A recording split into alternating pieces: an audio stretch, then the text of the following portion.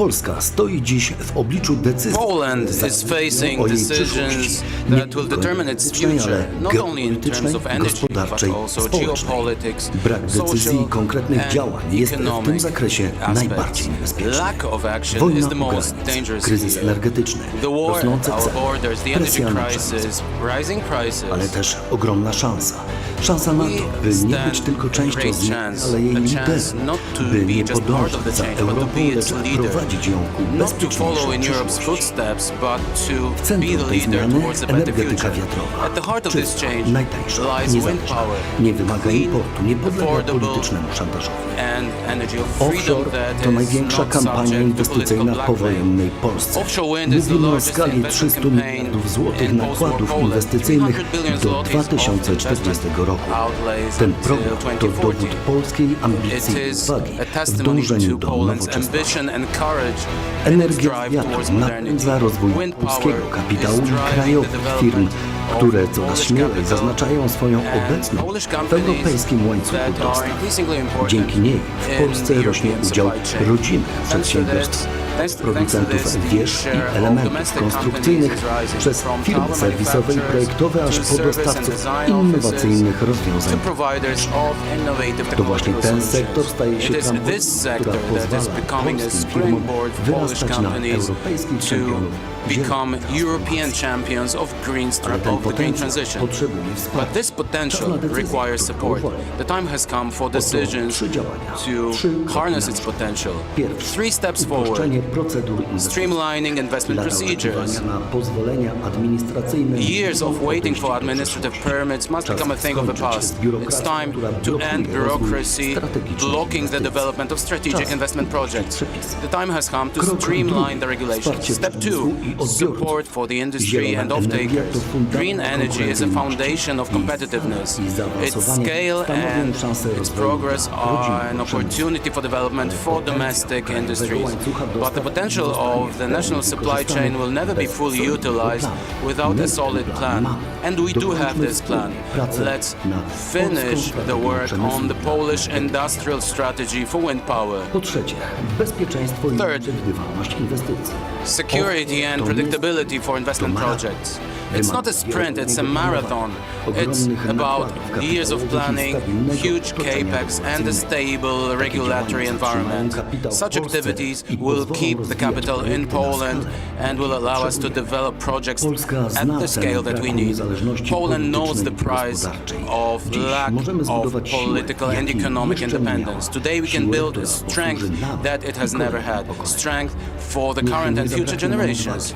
Let's be courageous because history is happening right now.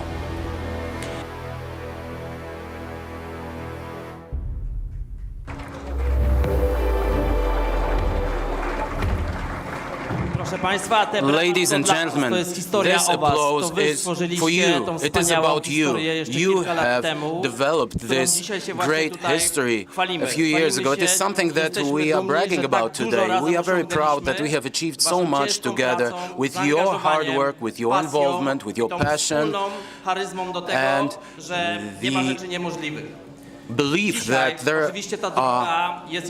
that nothing is impossible.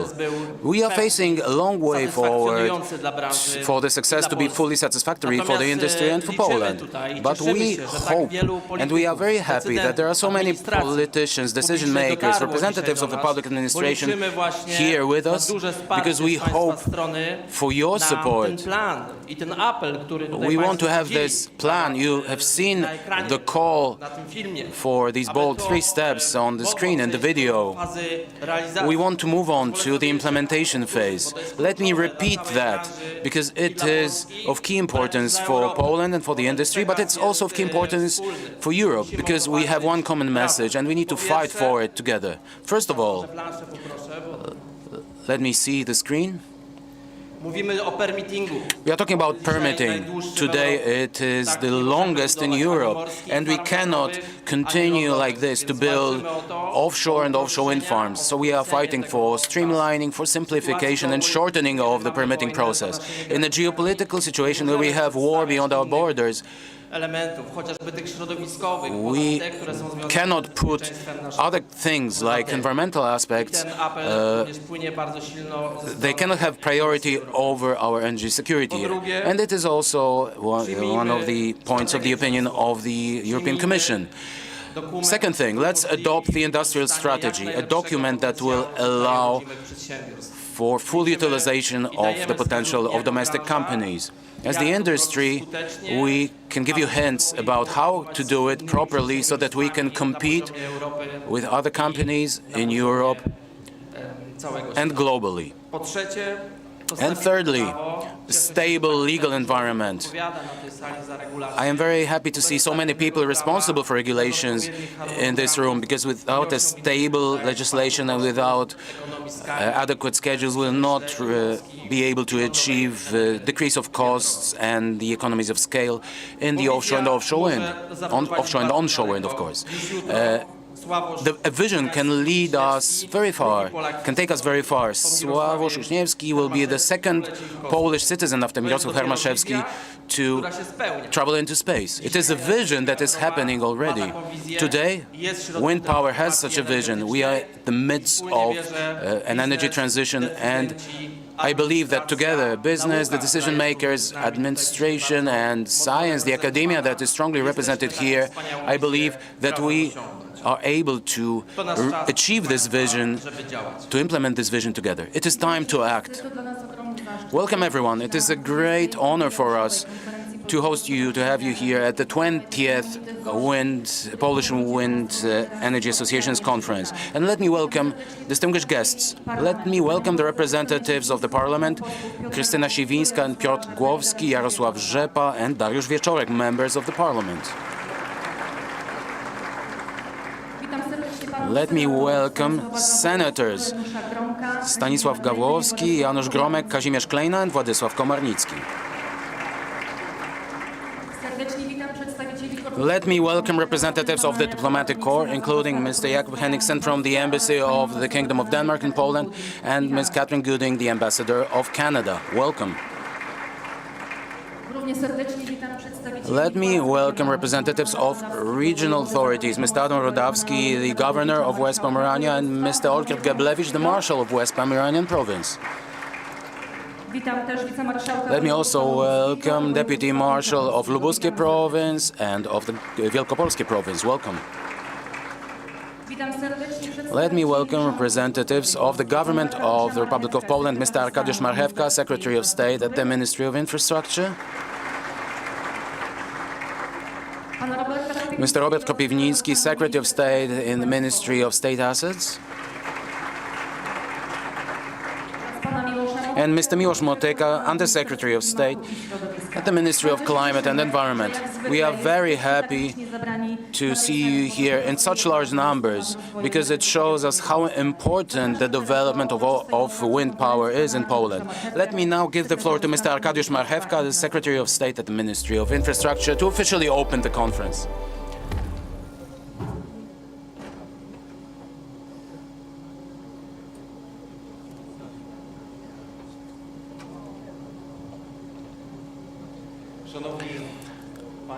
Ladies and gentlemen, members of Parliament, Mr. Minister, Ministers, Governor, Excellencies, the Ambassadors, distinguished guests, it is a great honor for me to be part of this great event, so important for the entire Polish economy, because the Polish economy, and especially the maritime economy, is seeing a new chapter opening, which is offshore wind, and it is up to us to write this chapter.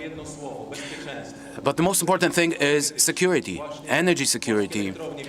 And offshore wind farms can give us the possibility to strengthen our energy security, because diversification of energy sources is what we want, and it is something that we want to focus on. It is something that our government is supporting. Let me tell you about the most important things from the point of view of the Ministry of Infrastructure.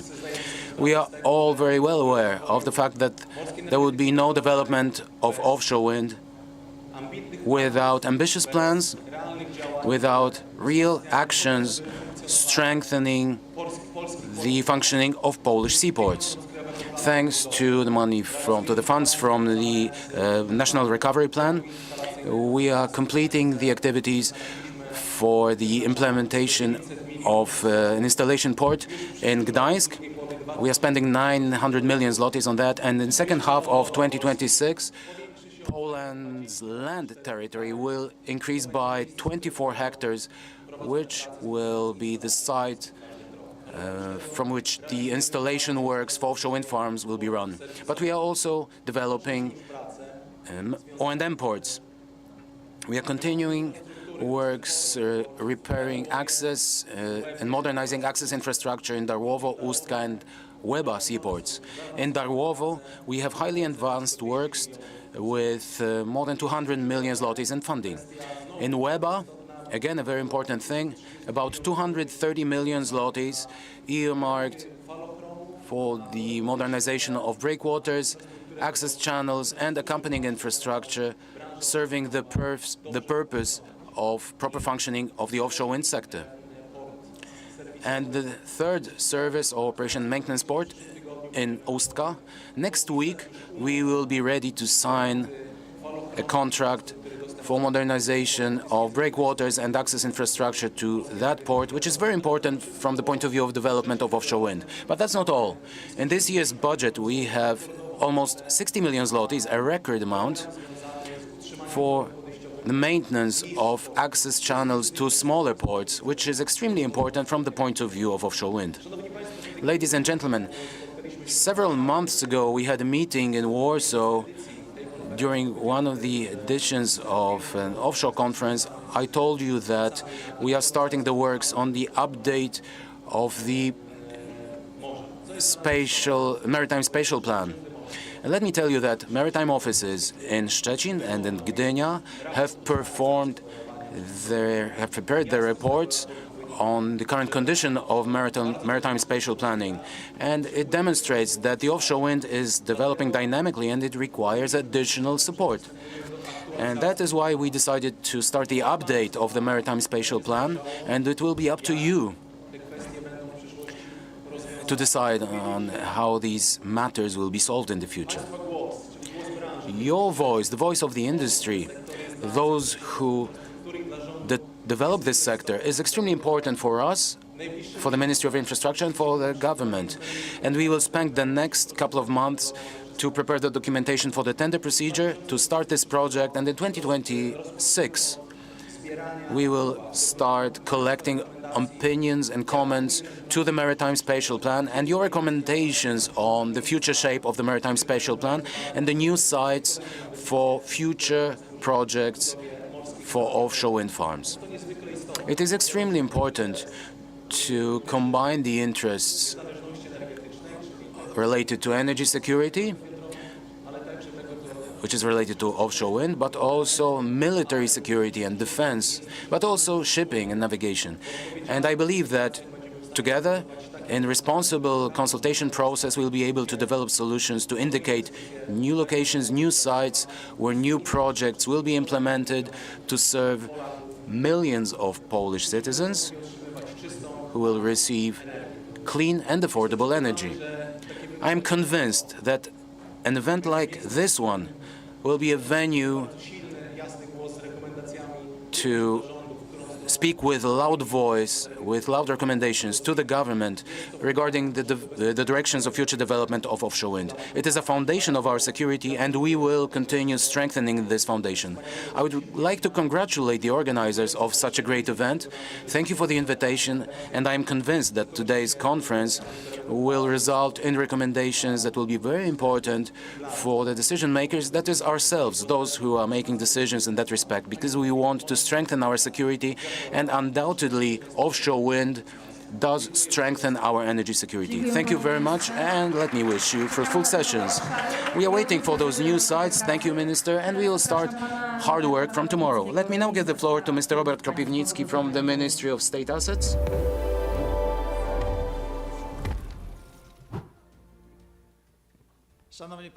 Ladies and gentlemen, I am very happy to be here with you today, with so many distinguished guests. It is a great pleasure for me to look at the Polish wind power industry. It is you who are behind the success of many companies and behind very wise decisions. And it is a breakthrough for all of us. We are at a breakthrough moment, a moment determining the direction of development for the Polish economy, our competitiveness, but also the social development, because that's the ultimate goal. The energy sector has to serve the purpose of having good, reliable, affordable energy, allowing other sectors to develop. It is extremely important for us. The energy sector itself is a great industry that is, we are witnessing a renaissance of this industry. And wind power, in terms of wind power, we are building a huge industry in Poland related to offshore wind. 1 gigawatt is about 20 billion zlotys in investment costs. So it is an enormous amount, and it is up to you and all the decision makers how this money will be spent, because this money are, to a large extent, the money from the Polish taxpayers. The investment costs, but then contracts for difference will support this sector in the future.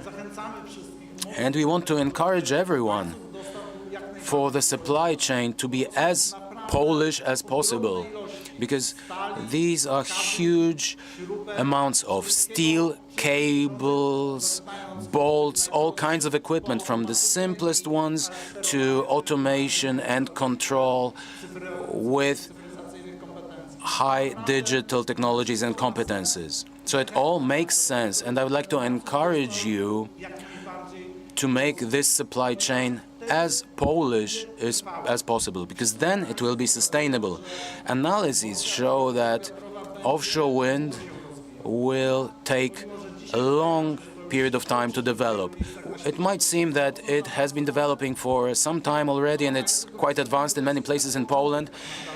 Analyses show that it's just the beginning of the development of this technology, and it is up to us, to a large extent, how we will develop the whole chain of competences and building our competitiveness in this area. So we need to first build 6 gigawatts, then perhaps 18 gigawatts. We might reach 30 gigawatts. Turbines are changing, the efficiency is increasing. So we can also enter other markets so that our companies can compete with suppliers from other parts of the world and Europe. And I would like to encourage you to look for solutions to build and strengthen our economy. We are investing a lot of money, a lot of competences in that. We have some competences already, but we need to increase our competences, and it matters whether we take steel from the Polish steel mills or whether we buy it elsewhere. Cables, they can also be bought from Polish companies or elsewhere in the world.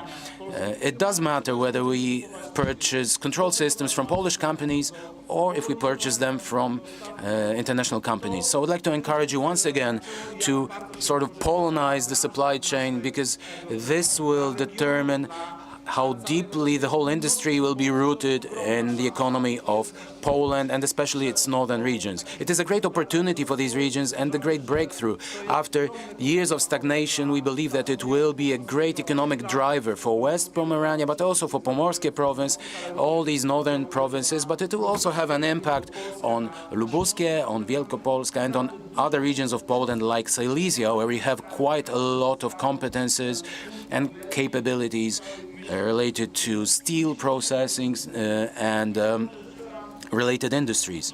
So I'd like to wish you good discussions, good contracts, good thoughts.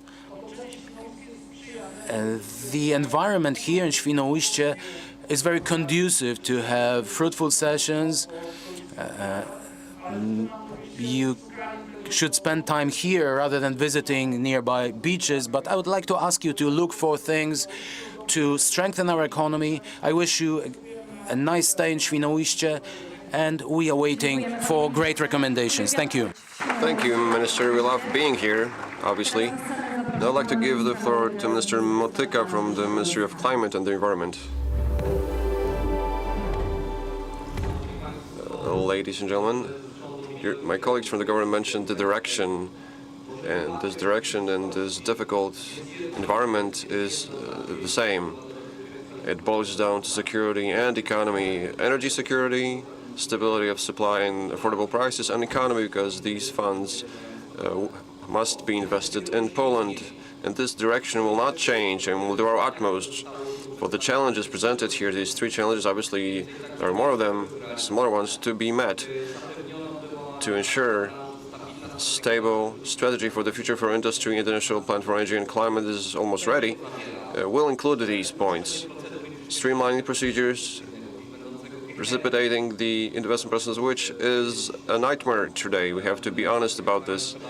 This is like going through hell. We have to accept this challenge, and this will be short in an act which this month will be sent to the Senate, and we will do our utmost, regardless of political influence, for the streamlining of procedures to be realized, for permitting, so important for the industry, which is not a question of ideology but of pragmatics and economy, to be implemented.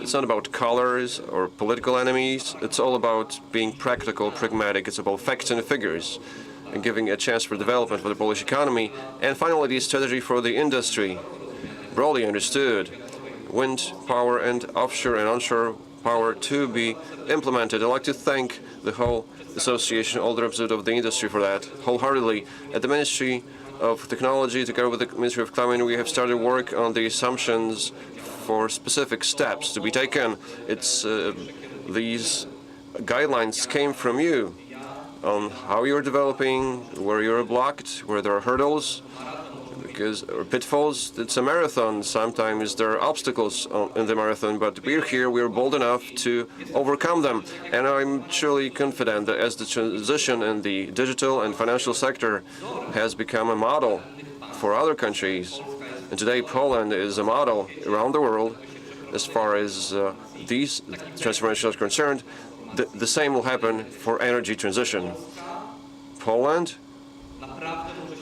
can truly become the valley of new technologies.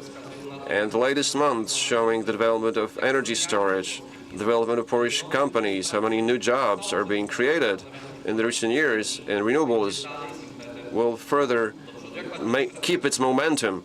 As the administration, we're going forward in the same direction. We're doing our best to provide the best conditions for business operations in Poland and the best legislative conditions, investment conditions in Poland, just to be worthwhile, to work in Poland, to live in Poland, for Poland to be the best place to live. Thank you so much, and enjoy the conference. Thank you so much. I'd like to give the floor to the host, Adam Rodawski, the Voivod of the West Pomeranian province.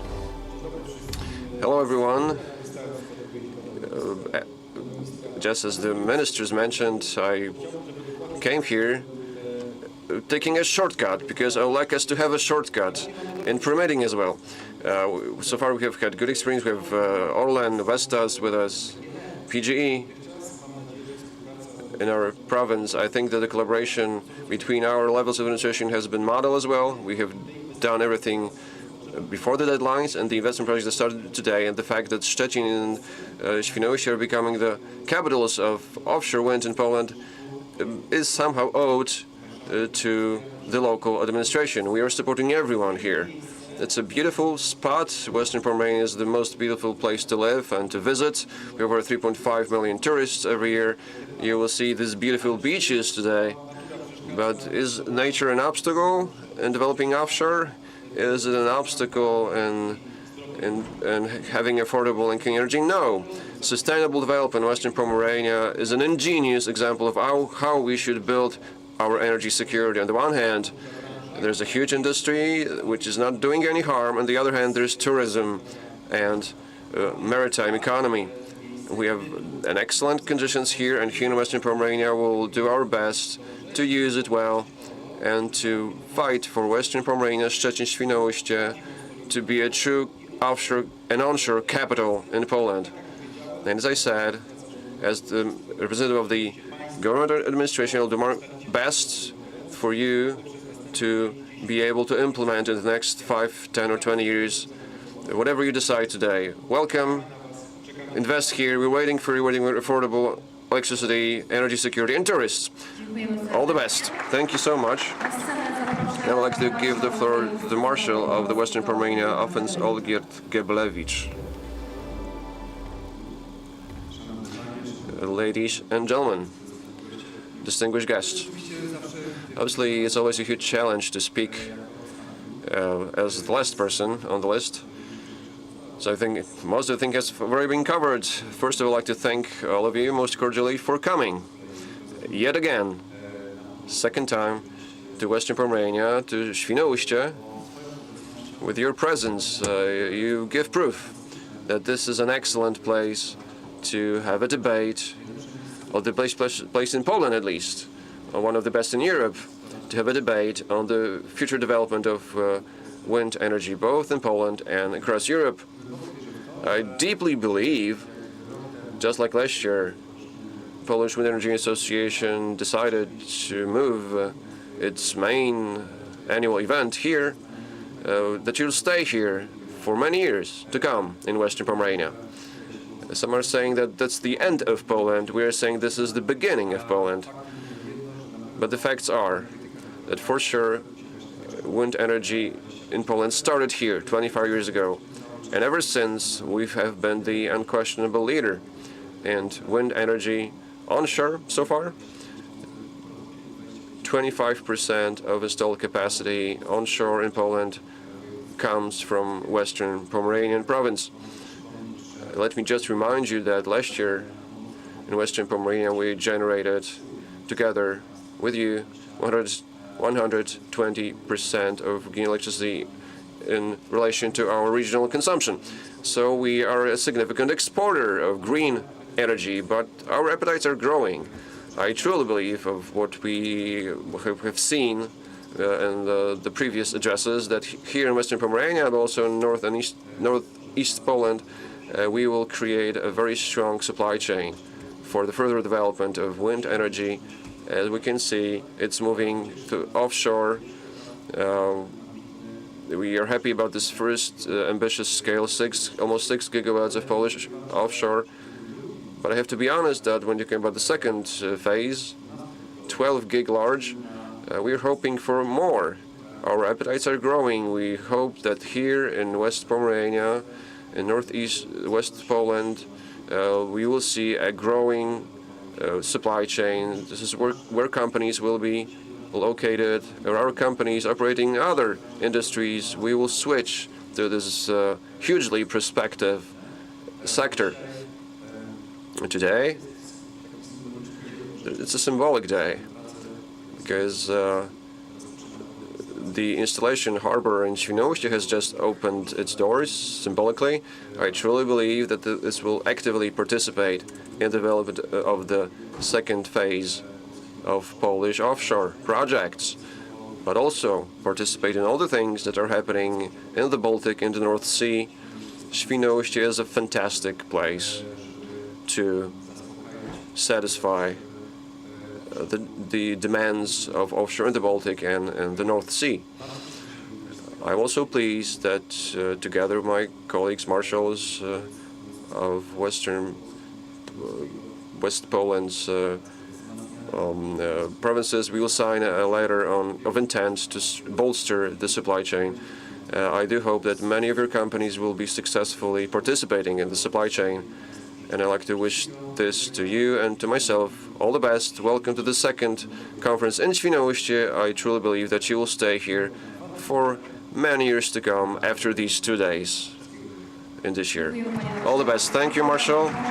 Yes, West Pomerania is the greenest province. This is where great things are happening. Huge investment projects are taking place for the development of offshore wind. We're talking about investment. I'd like to give the floor to Janusz B., president of the board of Orlen Neptune.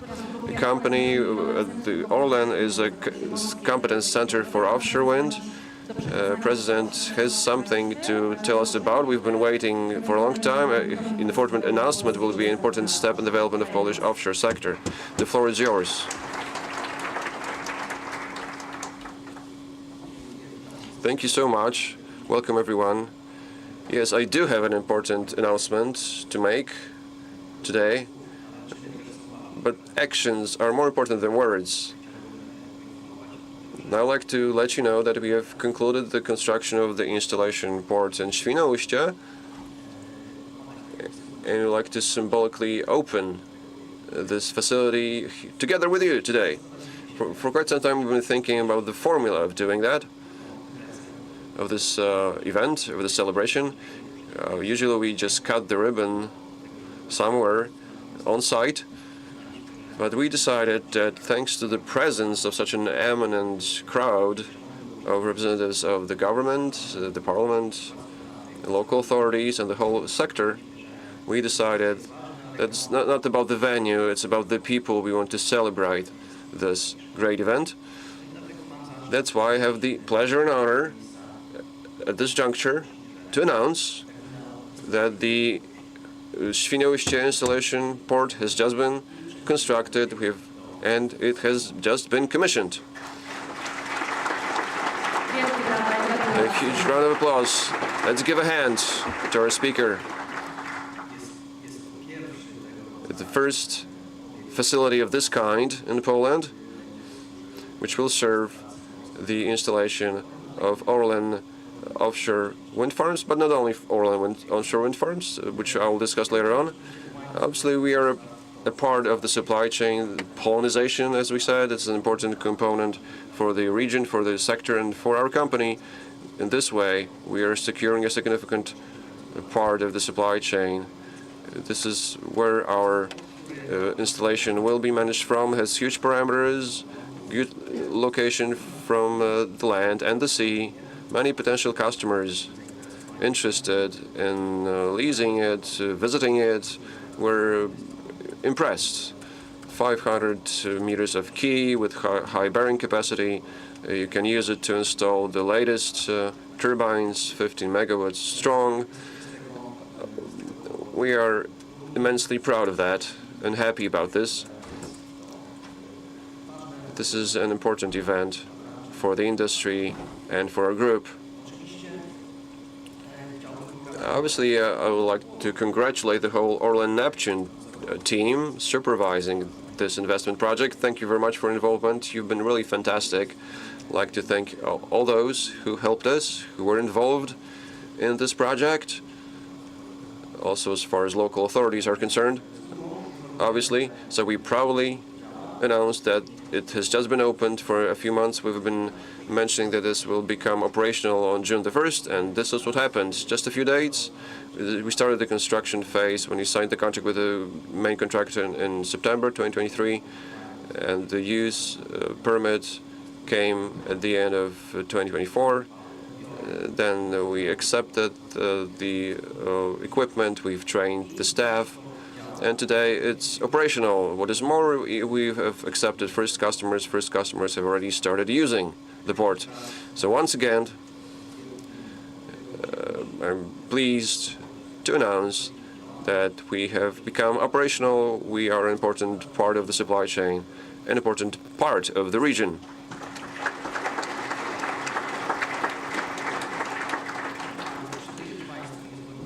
Now, to let you know more about this, we'll show you a short video now. The installation harbor in Świnoujście is an investment project which shows the transition of the Polish energy sector and the strategy adopted by the Orlen Group.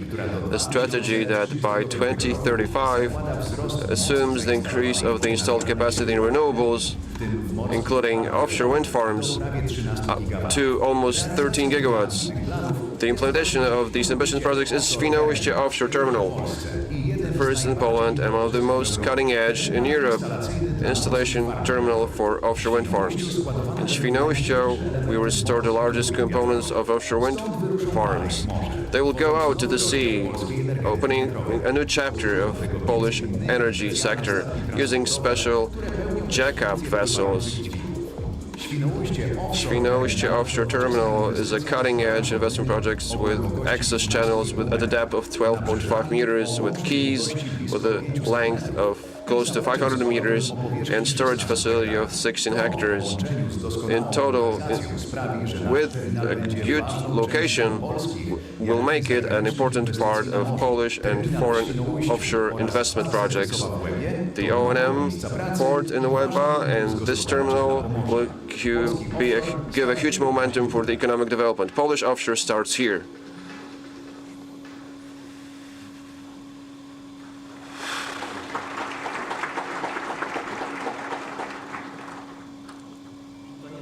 And that's not all. A second important announcement is to come. I'd like to give the floor to Kacper Ostrzewa from Ocean Winds.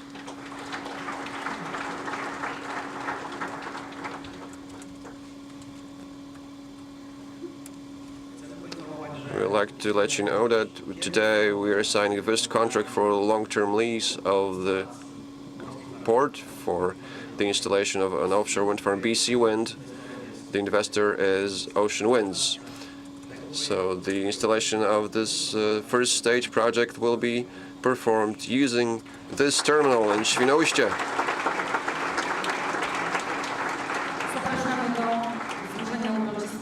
Please sign the document. I'll just say a few words. Thank you so much. For us as Ocean Winds, this is a double whammy. A huge success, yet another contract, another part of another piece of the puzzle, making us closer to the final investment decision and the actual construction soon. But on the other hand, this is also a success because this is yet another agreement, another part of the local content that we are able to provide in this project. And we are pleased that we're able to keep our promise from a few years ago of increasing our local content in this project. Thank you so much. Thank you. And please feel free to place your signatures on the document. History is happening in front of our eyes. This is a truly historic moment.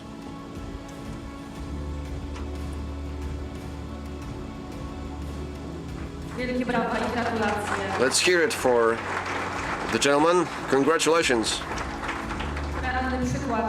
It's a tangible example of repolonizing offshore winds and how we're creating our Polish supply chain. Thank you for coming and sharing this with us. Now we will focus on the expert part and the first part of the panel of onshore wind, Europe in the time of trial and decision. The debate will be managed by Magdalena Łucjan, reporter from TVN, and Janusz Gojowiecki, president of PWEA. And the panelists are Arkadiusz Marchewka, Minister, Miłosz Motyka, Minister, Giles Dixon, President of CEO Wind Europe, Jagna Łuczakowska from Vestas, and Marshal Olgierd Geblewicz. Please join me on the stage for the first part of our debate. After that, we will continue in the second round.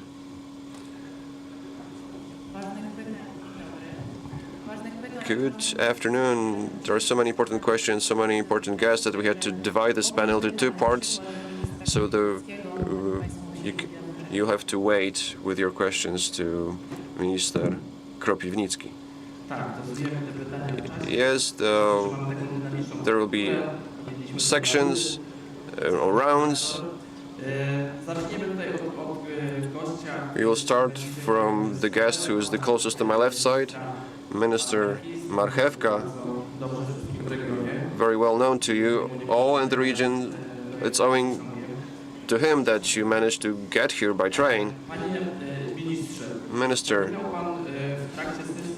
during the opening session, you mentioned that throughout the conference, during the conference, there was an important declaration on opening up the debates on changing the maritime spatial planning plans. You mentioned that you have already drafted a report prepared by two offices of key importance for the sector.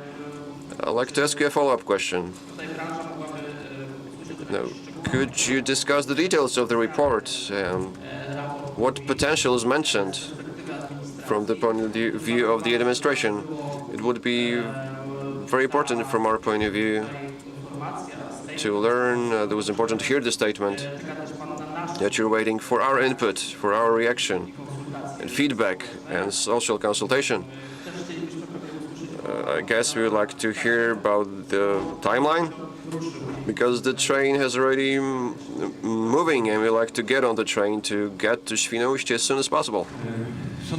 Ladies and gentlemen, this is true. We are aware of the fact that development of offshore wind power is the foundation of our security, and we have to keep bolstering this foundation.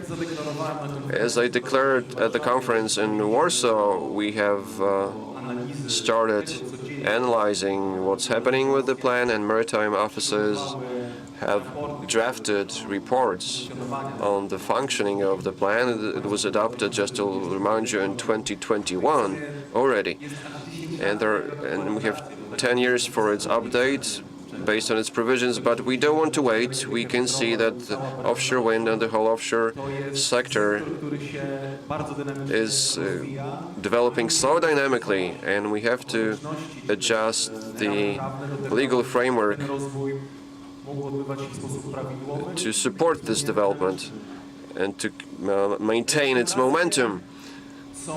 Now, talking about the conclusions from the report, these are not recommendations really, because the recommendations and the comments for amendments will be accepted later, but the conclusions are clear. They indicate that the potential in offshore wind remains untapped.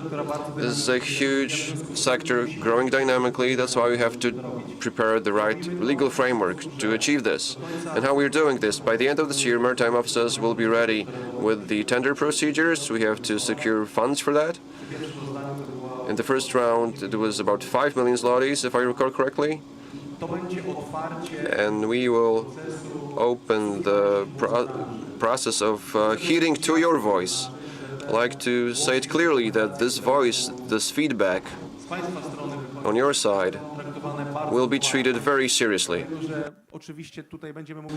Because of course we will be talking about various functions of maritime areas due to this spatial maritime spatial plan.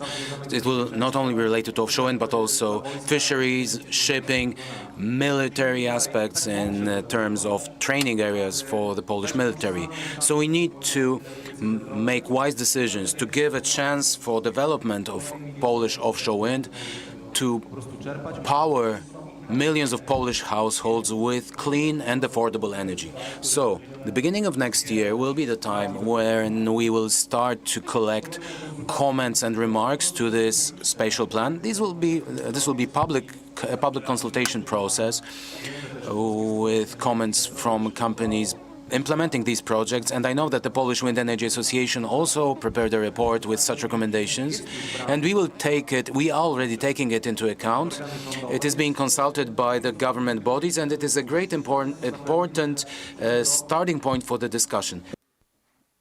Po otwarciu całego procesu poświęcimy na zebranie w sposób bardzo rzetelny wszystkich uwag, które będą ze środowiska.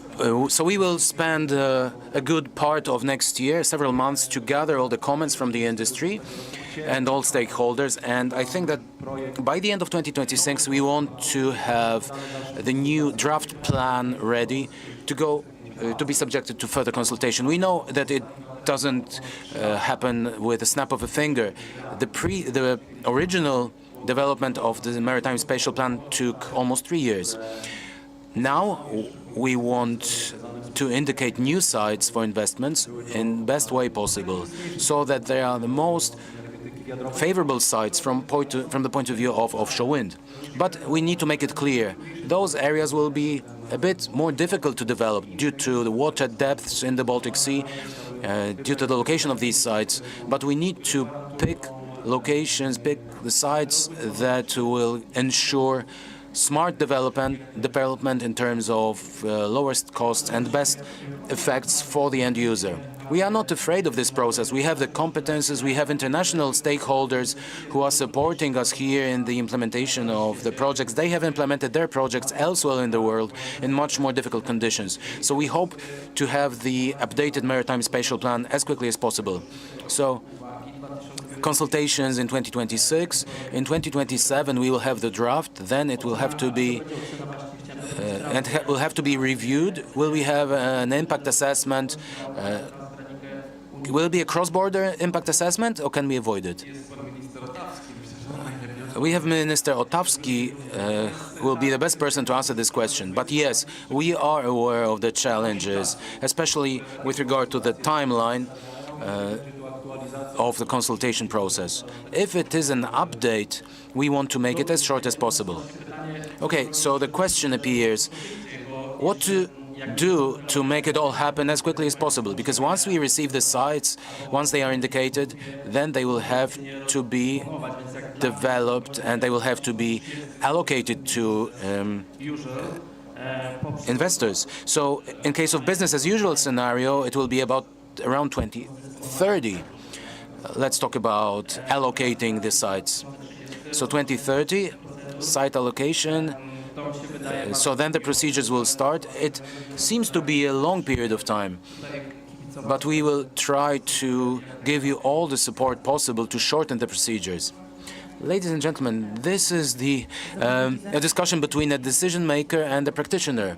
So announcements are always beautiful, and we are used to this in Poland. I'm looking to the second minister, the representative of the Ministry of Climate and Environment. So announcements are one thing, and reality is another story. We know how the political reality has changed in recent days with the new elected president who's not hiding his skepticism with regard to the green transition and more greener energy mix.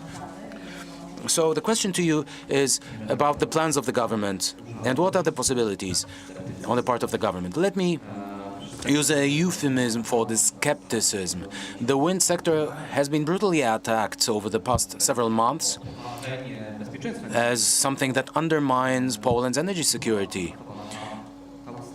This with regard to the new act of law. But I have a feeling, I have an impression, and I have hopes for these attacks to be part of the election campaign only. And I hope that we will be able to talk based on facts and evidence, because this is the policy, the only policy that makes sense. And I know that the election campaign is a very special time. And in this draft law, with regard to permitting, with regard to the distances, with regard to streamlining the procedures and accelerating the decision-making process, we are giving it in the hands of municipalities and local residents. So nothing will happen against the citizens. We will introduce new distances from national roads, so it will not compromise the great potential for the Polish onshore wind sector. So we will try to do whatever possible to make this new act come into force. But if there is no such will on the part of the new president, although it's hard to talk about that because he has not taken over his position, but we will talk to him about other decisions and other possibilities. But certainly streamlining and accelerating the procedures is an absolute priority. And it is nothing, it is not against anyone in political terms, regardless of the political association of the new president and regardless of his position on the transition. He should sign an act that shortens the permitting procedures for investors. Now, this is beyond doubt for me. What is dubious for me is that there is an impression being created about one technology against another, that we are investing in renewables because we want to end coal. Don't you want to end coal? Well, we are carrying out a just energy transition, and if we are talking about dispatchable capacity and there will be shortage of it, so coal units will have to remain in place in the capacity market, but we will gradually move away from coal because it is less profitable. If we are to talk about low energy prices, and coal mined in Poland is twice as expensive as coal imported from abroad.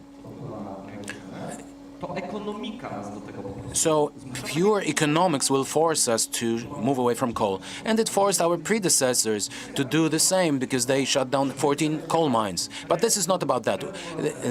It is being claimed that we want to act against our citizens, that the Stone Age did not finish because we ran out of stones. So no one will fight against coal because they are against coal as such. It's not profitable. These are hard figures. We are investing in renewables because it's cheaper. Because they are cheaper, we will demonstrate that, and we need to break through with this message to the general public, because we haven't succeeded in that yet to the full extent.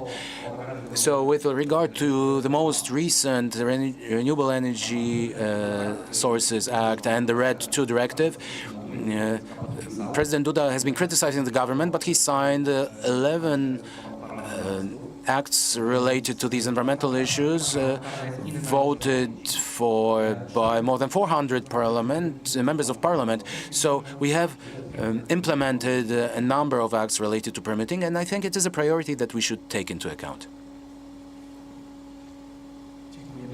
Thank you very much, Minister. And now, Giles Dixon, CEO of Wind Europe. I always try to comfort myself that someone has a more difficult life than myself. They can have more trouble on a daily basis, and this is something that Giles is facing on a daily basis on various fronts. He is a jack of all trades, someone supporting us very strongly here in Poland. Giles, I would like to ask you how to continue to be a leader in Europe, how to use the potential of 375,000 people employed in the industry, people who work for the Europeans to be competitive, to breathe clean air, how to cope with ambitious goals that, unfortunately, today, if we look at 2024, we haven't met these targets. Let me just tell you, 13 gigawatts in new wind capacities have been built out of the 35 that were required. So as member states of the European Union, we set very ambitious goals for ourselves, and the first year was a very critical one for us, and until 2030 we have a huge target to achieve, and the target of 425 gigawatts of capacity installed in wind farms. So where do we have the bottlenecks, in your opinion, that slow down the energy transition of Europe? Thank you very much, Janusz. Good morning, ministers, authorities, ladies and gentlemen. We are not building enough in Europe. Indeed, where are the bottlenecks? Permitting, grids, the slow pace of electrification. What about the supply chain? Is that a problem? No. Today in Europe, we have the capacity to manufacture 10 gigawatts a year of offshore wind turbines and 22 gigawatts a year of onshore wind turbines. We do not need to import wind turbines from outside of Europe. Are those factories making competitive wind turbines? Yes. It's the very best technology, thanks to the great companies running and building those factories.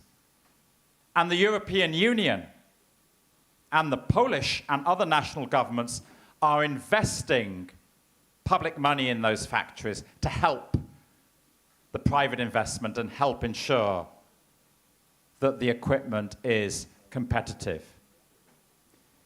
The European Union, they would like so much, Mr. Kropotnicki, what you were saying about made in Poland, made in Europe. That is their mindset as well. And they are now giving grants to factories from the EU Innovation Fund. And the Windar Tower factory in Szczecin has been a recent beneficiary of that.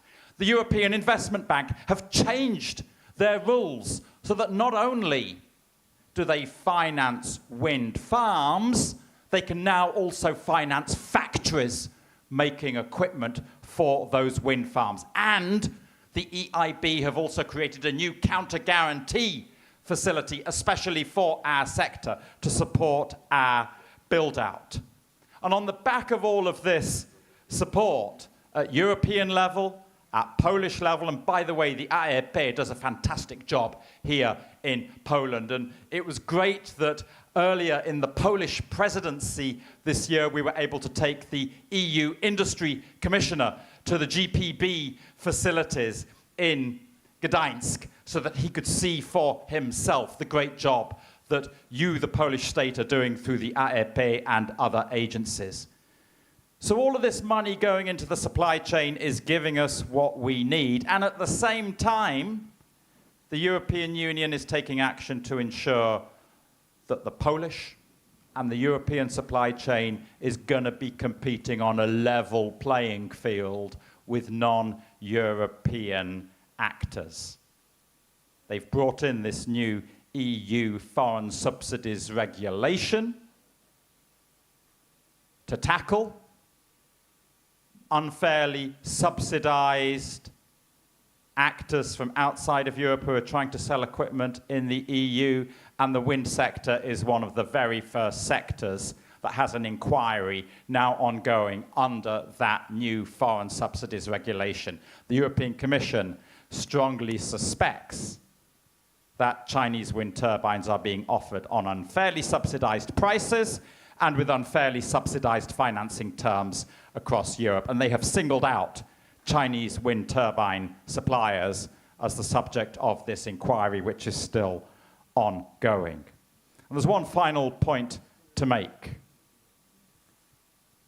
European Union law does not allow the export of data from the EU to China, not in any sector of the economy. That's under the EU Cyber Security Directive, the so-called NIS 2 directive, which governments are now implementing. Now, the EU recognizes that you've got to be careful, therefore, what sort of equipment is imported from China, because if equipment comes in with sensors or software from China, then that could result in the data going back to China.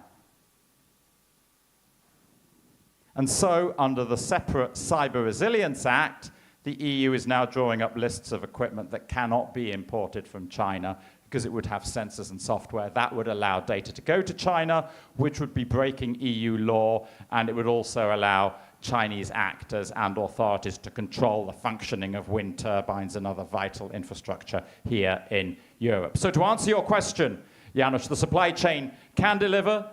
The EU is doing everything in its powers to ensure that it will deliver, and thank you for the fantastic support that the Polish government are giving to that as well. Thank you.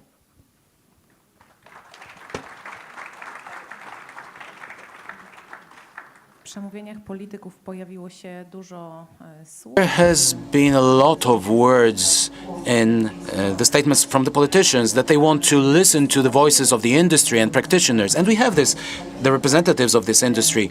So let me give the floor to Jagna Kubańska-Łyczakowska. Today, Europe is fighting to maintain its industrial potential in the wind sector, and Poland can become one of the key links in this supply chain. Could you tell us what should be done? Could you tell our politicians about what actions are necessary to have a strong supply chain for wind power in Poland? Good afternoon, ladies and gentlemen. I don't know if you are all aware of this, but let me tell you about the scale of our activities. After the most recent investments of Vestas in Poland, the scale of employment the level of employment by Vestas in Poland will soon reach 2,000 people, half of which are jobs related directly to manufacturing, logistics, quality. And we know from historical data and from our experience that every job in our factory generates 3 jobs with third parties, with external suppliers. We have 10 factories in Europe, including our most recent investments. And the positive impact on Polish and European economy, thanks to our investment projects, is significant. But we can all see that Europe is still facing challenges related to maintaining its industrial and manufacturing potential, also in the sector of wind power. But at the same time, Poland is facing a unique opportunity to become a key part of the supply chain for wind power. And for us to achieve this status, we need to have cooperation and joint actions in various areas in order to meet those targets. From our point of view,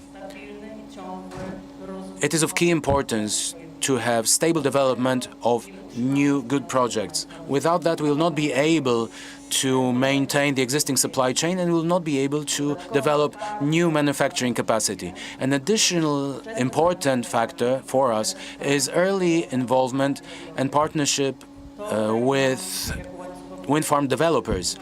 It gives us, as the representatives of the supply chain, it gives us predictability and the possibility to have long-term planning of our manufacturing capacity and investing in innovation.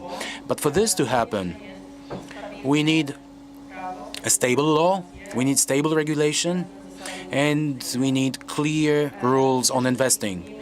Because only thanks to them we can plan employment, we can plan our investments, and we can plan the level of manufacturing, the volume of manufacturing. And I think you'll all agree that another important aspect is development of human resources and education. Modern wind power requires highly qualified specialists, and all investments in education and building the competitiveness of the companies from our sector do not only strengthen the potential, the economic potential and manufacturing potential of our country, but they also build and strengthen our security. Energy independence, but also economic stability for the years to come. And let me compare this industry and the supply chain for wind to Formula One, because you do not reach the highest speeds by shifting from third to fifth gear and back. You reach the highest speeds on the long straights, and the long straights are what we need as the industry and as the supply chain. Brawo, kochani. Wspaniała inwestycja. An excellent investment project. Had the opportunity, thanks to Vestas, to visit it with a group of investors yesterday. A cutting-edge factory, most modern in the world, making 15 megawatt units. If you have the chance, please visit this. This is really impressive. Lots of positive emotions yesterday. A really huge achievement, I have to say. And I would like to pass on to the Marshal, because credit as far as the selection by investors of these sites is due to his team and his personally supporting this project. West Pomerania has become a leader already, investment-wise, but economy-wise, as far as industry is concerned. So, Marshal, how can Poland combine national interest with European solidarity and security, especially against the backdrop of energy transition? Become independent on Russia and becoming independent of Russia, and economic collaboration, military collaboration. What can we do? I, as a president of the PWEA, once said that as long as I am president of the board, no Chinese company will join us. And I was sticking to my word. As I can see, Wind Europe also has had such a strong position for 2 years now, and together we're fighting, and we are keeping to our promises. So that's my question. Thank you so much for these kind words. At the onset, I'd like to thank Jagna and Vestas for inviting me here today. Despite the fact that you visited the factory company of I did not see. I live 2 kilometers from the blades factory, so you saw the nacelle factory. So when coming back home, there was another transportation of blades, so it was difficult to reach home. But I'd like to thank Vestas so much that you managed to move all the blades to the installation port, and I managed to get here. Well, but I'm just kidding. But kidding aside, so this is my personal story. 20 years ago, it was not of Vestas, but of another Danish actor of LM glass fiber we brought here, believing deeply that, first of all, energy transition is our future, and second of all, believing deeply that development of sustainable energy gives an opportunity for a region from the point of view of economic development, of security as well. Then energy security was not really a hot topic. We were thinking about the first context of diversifying energy supply sources. We could see that we're not a region that has any coal, a single coal-fired power plant, but a huge potential in development of wind, onshore wind then. But then we in Copenhagen, near Copenhagen, we visited one of the first offshore wind farms, and we could see that this is the future, and we truly believe that. Now, the question touches upon, let's say, large European security politics.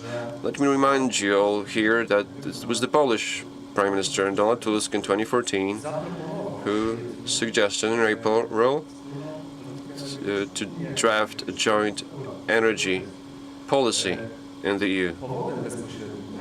And the main cause was the aggression of Russia against the Crimea Peninsula 2 months before.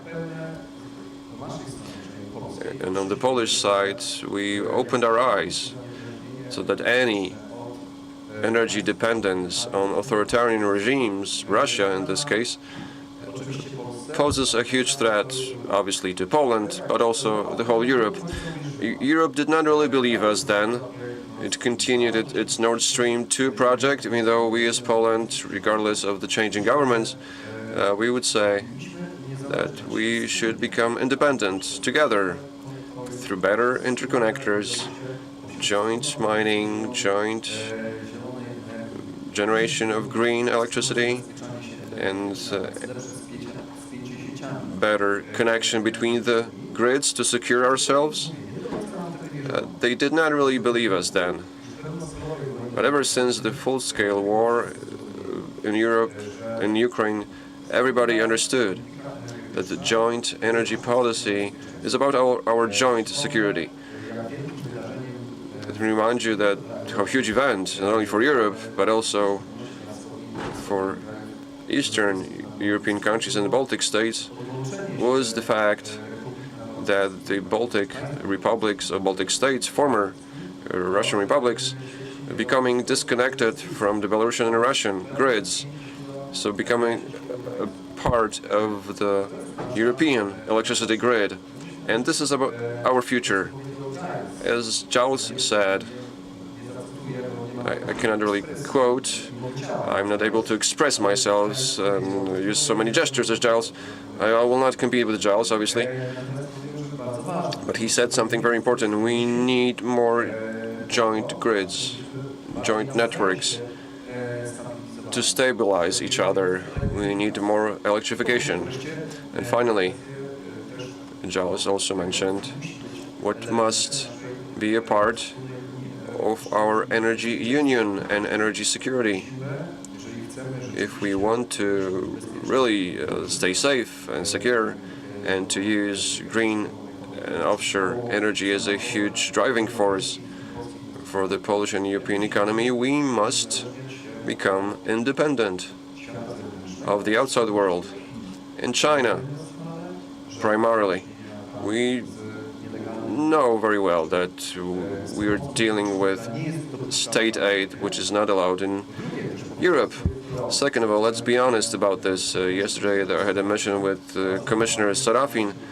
In Europe, there are serious considerations on implementing the carbon adjustment tax, that's the right name, the tax, which is supposed to even out the playing field in relation to green regulations. If we place the burden on European economies to be more climate neutral, At the same time, we cannot import goods produced elsewhere with huge CO2 emissions. Then there's the issue of automation, control, all the components. Well, we don't know what they have inside, and Giles mentioned that as well. So it seems to me that if at the European level of responsible European governments, the European Council, we have a wise policy of developing the energy union developed, we can only benefit from that. But talking about this competition from the world and from China, I'd like to return to Minister Marchewka,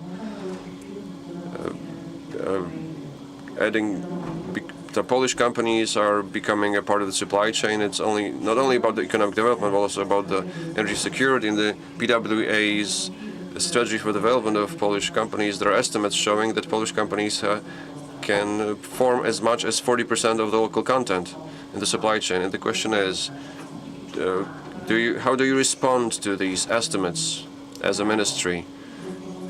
Do you have the legal frameworks, specific legal solutions that could support this? Ever since I've become responsible for issues related to offshore and maritime economy, I've been stressing that it's so important for the local contents to be larger as it has been. The first stage, it was estimated from between 10 and 20, and that's not enough. Let's be clear about this. And the strategy for the industry development prepared by the ministry is focusing on changing this. And at the Ministry of Infrastructure, we've been stressing this a lot. Well, let me tell you that documents are one thing,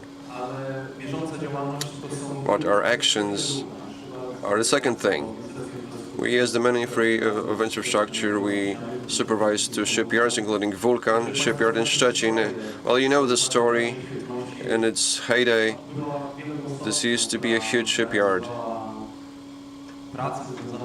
performing works related to the construction of quite simple vessels. Today, companies in the Vulcan shipyard are involved in more and more sophisticated projects related to offshore, which forms a significant part of its operations, which clearly indicates that the shipyard industry sees a new chapter opening. It's not only about the shipyards we are supervising. The Baltic Industrial Group and the private shipyards on the seashore are accepting more and more projects, as we could see in the movie presented at the beginning of the conference. Let me point your attention to one more thing. To be successful in this respect, first of all, you need to have good collaboration between all the stakeholders. And we have the public administration, we have the ports supervised by us, and the terminal, Orlen Neptune terminal in Świnoujście has just been opened up, shows that there's great collaboration between Orlen and the management of Szczecin-Świnoujście maritime ports. Its current management, President Siergiej, 2 weeks before the final stage, has completed building 2 quays related to this. This could not happen without this collaboration. We wouldn't be seeing all this. These projects would not have been completed, and the offshore wind would not function without the large scales of people working then. The University of Technology in Szczecin educates people in offshore wind, which is of more and more interest among students. And then there are regulations, so important from the point of view of operations of the whole industry. And we have to generate synergy. And the strategy we are talking about must be an umbrella document to map all this. But the most important thing is to guarantee at the level of governmental documents, as announced by Donald Tusk, not only for the offshore sector, but generally, in the most important sectors, the most important part are for Polish companies. And one of the good examples for public tenders, for all kinds of investment projects, from the ministry and maritime offices is only for companies from the EU to have access to these standards. As we know, companies from outside of the EU are often subsidized, supported by governments only just to compete with very low prices, dumping prices, to take over a share of the market. I think that the prime example here is the shipyard industry, broadly understood, where during the last decades, the European shipyard industry has become marginalized, and I'm fully responsible for my words. Asians, the Chinese are offering extremely low labor costs for these projects, and go to the ship owner, they say, okay, if you build a ship here, we will finance this, which is much better with much lower interest than from your European banks. So let's say if you're supposed to compete on the global market with the price of shipping goods, it's obvious that they want to keep the costs down and low, and they will use this opportunity. That's why during the last Maritime Congress at the end of May in Szczecin, we adopted a Szczecin Declaration, a document with over 20 signatories from the EU, calling on the EU to develop a strategy for maritime industries to bolster the potential of developing offshore wind, among other things. And as mentioned here, at the European level, this should just begin, and here in Poland, we should guarantee the share of private entities and public entities for their share in the whole supply chain to be as large as possible, with the benefit to all of us. This comes in billions of zlotys by the end of 2030, if I recall correctly. 300 billion zlotys of investment. So, ladies and gentlemen, it is our duty for a share of this money to stay in Poland. And we're keeping our fingers crossed. We're even preparing documents. I'm pleased that the Minister sees this policy in this way. Without such a strategic document, even, I think it would be easier for everyone, also those present here who represent the supply chain, to have a clear strategy which is within our hands' reach. And the Ministry of Development, looking at its skills, is responsible for that. This work is ongoing, but it's too slow. This is how we assess this. The question to Minister Miłosz Motyka. We appreciate the fact, looking at the busy schedule of the Parliament, also related to an act important for the industry on wind power and bolstering its potential, but you also mentioned that we are accelerating or shortening the permitting procedures. So we'll be keeping our fingers crossed. We'll be rooting for you. So the decision has not been made yet, but this will happen this month. So we will have a special meeting related to the vote of confidence. We're not asking about the schedule, but I'd like to ask about the second act, the Offshore Act. You're a key stakeholder because you're managing two most important acts, both for onshore and offshore wind. And let me ask you and use this opportunity that you're here with us to ask you about the schedule on offshore wind and the required amendments to the offshore wind for the auction to take place in 2025. So to follow this beautiful path, this way that has already been paved, that you already mentioned. So is there a chance that this act will be adopted in 2025 that will allow us to have the auctions? Yes, absolutely so. Thank you for your feedback. So that's a really large, voluminous act, but it has already been accepted by the ministries. And it doesn't generate any political controversies. The recent small amendment did not generate them really as well.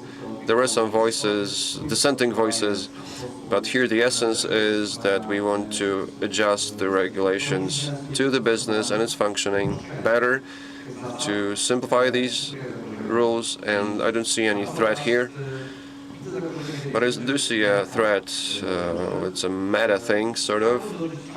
Like to live to see the times when the energy transition and what we are discussing, what you are all discussing, not ideology and being crazy, but it's about being pragmatic. We don't have any lunatics here. Everybody is pragmatic here to become our national wealth and to have a bipartisan agreement on this. This happens for the modernization of the military. We're talking about food security. I would like us to talk about like this energy security. We don't want to harm energy security. Investment in renewables is only helping it. It's strengthening it. And the Marshal mentioned that.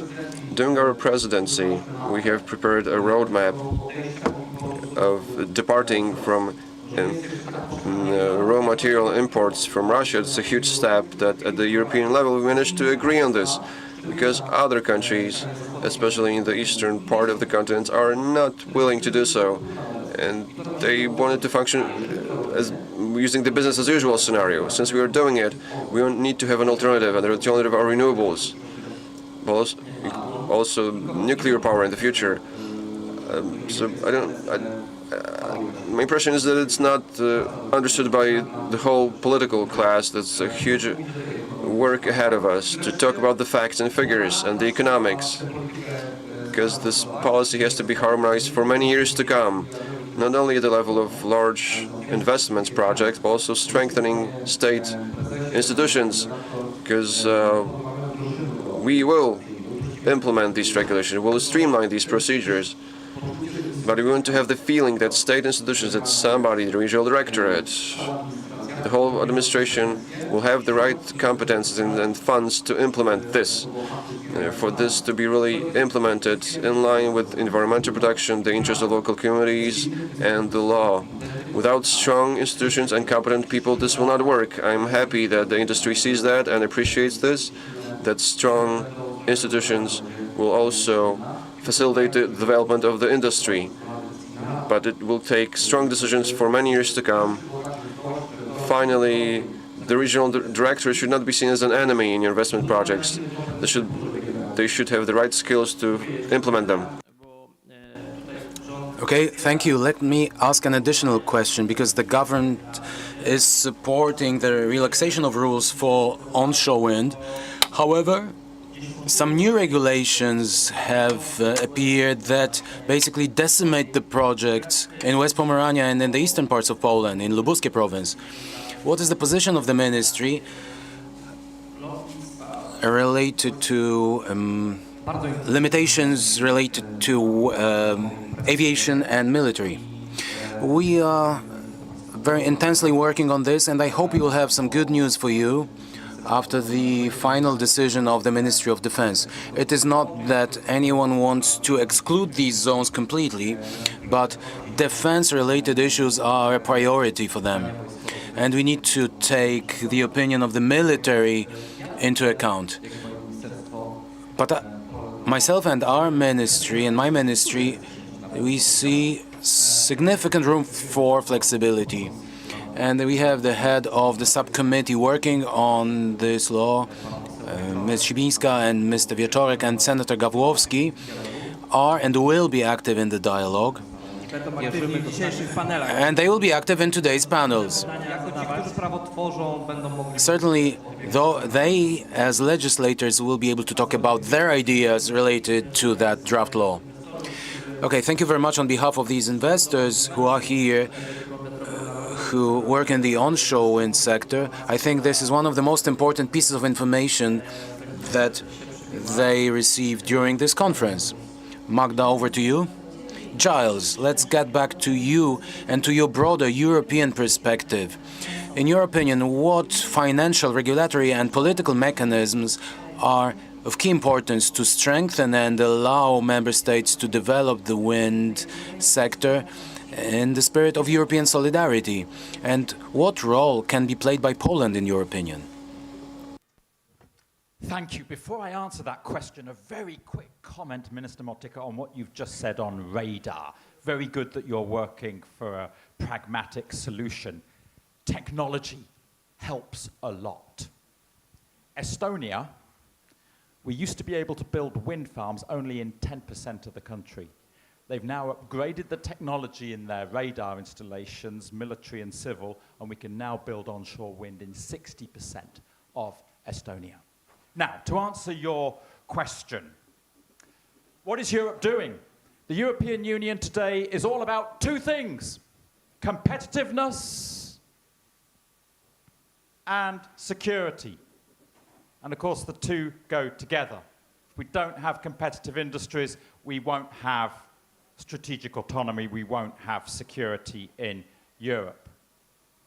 And those two things, competitiveness and security, they come together in the EU's big new flagship policy, the Clean Industrial Deal, which consists of three things. Number one, implement the Green Deal that we had from the last European Commission. Number two, strengthen Europe's clean tech industries.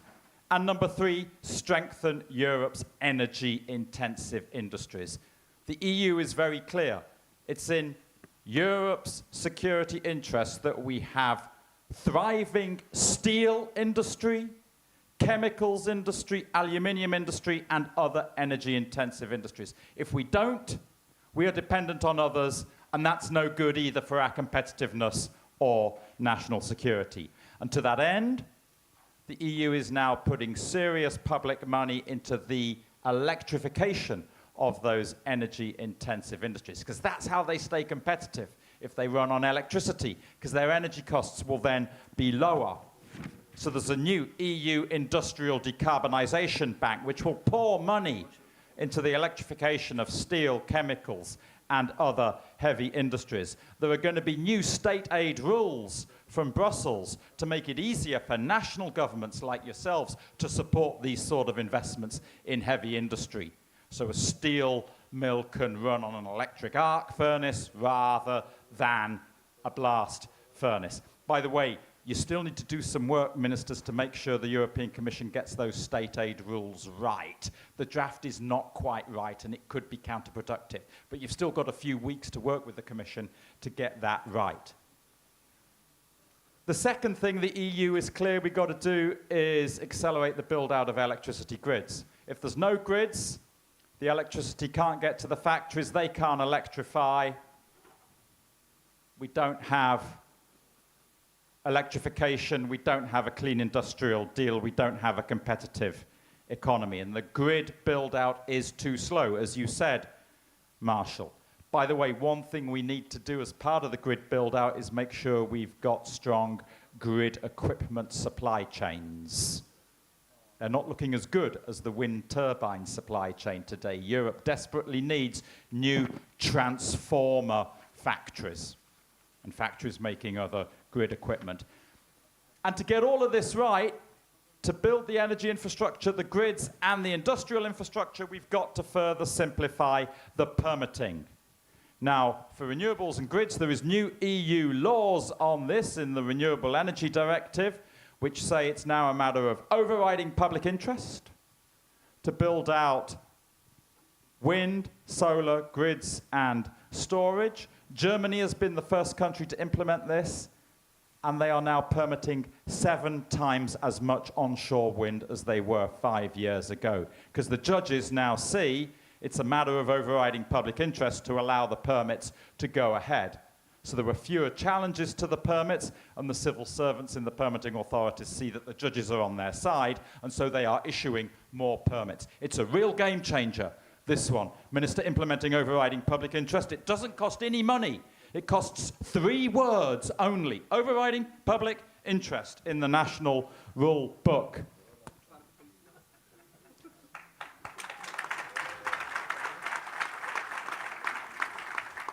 Whilst you're at it on permitting, make sure you do the right thing on these acceleration areas. It's another part of the new EU rule book. It can easily go wrong. Yeah? When people see that there are special zones for renewables, they may think other zones are no-go for renewables, which is not the idea. So manage this carefully. Perhaps focus them just on transport corridors, so you build onshore wind next to motorways and railways, and to brownfield industrial sites. So that's what we need to do to answer your question. And the wind industry at its last annual gathering, you were there, Marshall came together and put it all in one simple piece of card.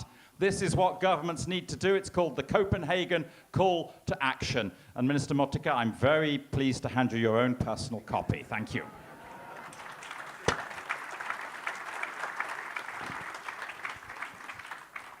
Bardzo dziękuję. Thank you very much. I'm looking to Mr. Gajowiecki. I hope we'll be able to invite Mr. Giles Dixon to one of our next meetings. It will be a great experience for the MPs and for you. Our parliamentary system is sort of a challenge, but for you it might be an experience. But of course we will pass on these remarks from you. Indeed, it would be an invaluable experience to attend one of these committee meetings. That's what real life is about. Yes, indeed, we have prepared such a declaration, so at the end of this session we will hand it over to you, similarly to Wind Europe's declaration, but it is adapted to the Polish conditions. But it's even simpler than the European version, and it will be, I hope it will be easier to do. And in discussion panels related to grids, energy storages, we will talk about the details with CEOs of energy companies. Let me ask a final question to Jagna from Vestas. Looking at the lengthy process and uncertainty on the part of the investors regarding the Distance Act, how to plan the supply chain from the point of view of an investor who is planning manufacturing activities, who has to employ people, who has to invest in new manufacturing lines. What should happen for these investment projects to be set in stone? From the point of view of a technology supplier whose scale of investment and involvement of local suppliers, we have hundreds of them, is unprecedented for our industry. And it is a question to the representatives of the public administration sitting here in the context of this missing law or missing amendment. Is there anything that we should be waiting for? We have had uncertainty regarding the amendment of the law for many years and when it will be adopted, and it causes a great uncertainty in the market. It is not a factor that can potentially have a negative impact on companies providing products or services who are part of that supply chain. The lack of regulation already has a negative impact, and we can clearly see that. The companies we cooperate with, in the best case scenario, they approach us and tell us that they cannot develop anymore. But in many cases, they say they have to lay people off. The highly qualified specialists they have invested for many years, or they have to look for international projects abroad. In our Western neighboring country, like Germany, as Giles has said a moment ago, where onshore wind is developing well. So it is not a good sign for the future for companies who want to build or be part of the supply chain for offshore wind. Everyone is talking about supply chain for offshore wind, including politicians, but let's look at what has already happened in onshore wind and companies who have invested in their manufacturing capacity, in their machines, in their factories, and their employees. And I believe that we can't afford to slow down or put the development of new projects to a halt. And the lack of clear regulations is slowing down the development of the sector, and we need to strongly reduce the uncertainty for suppliers. Companies in the supply chain often do not know whether they will have orders for the years to come, and it makes planning any investments in manufacturing very difficult, and it makes it difficult to plan employment. Let me give you an example. Recently, in May, I attended a conference on offshore wind in Szczecin. I was listening to the discussion between the panelists. There was no one from the supply chain there. And there was a discussion about the maritime spatial plan in terms of offshore wind for phase 3. And the lady representing the public administration, and she was responsible for implementation of those spatial plans. She said that, well, Phase 3 is a story of the future, it's a song of the future, and we shouldn't talk about that right now. It's so far ahead into the future that we should focus on what we have right here and right now. There's nothing more scary that an investor can hear. An investor who wants to invest millions, tens or hundreds of millions of zlotys or euros. That's the scale of investments in our industry. Companies need clear signals on the part of the government that wind power will remain a priority, that the Onshore Wind Act will be adopted in a predictable point in time, and that the permitting process for new wind projects will be simplified, and that the transmission grids will be developed as announced, as it has been announced for years. So,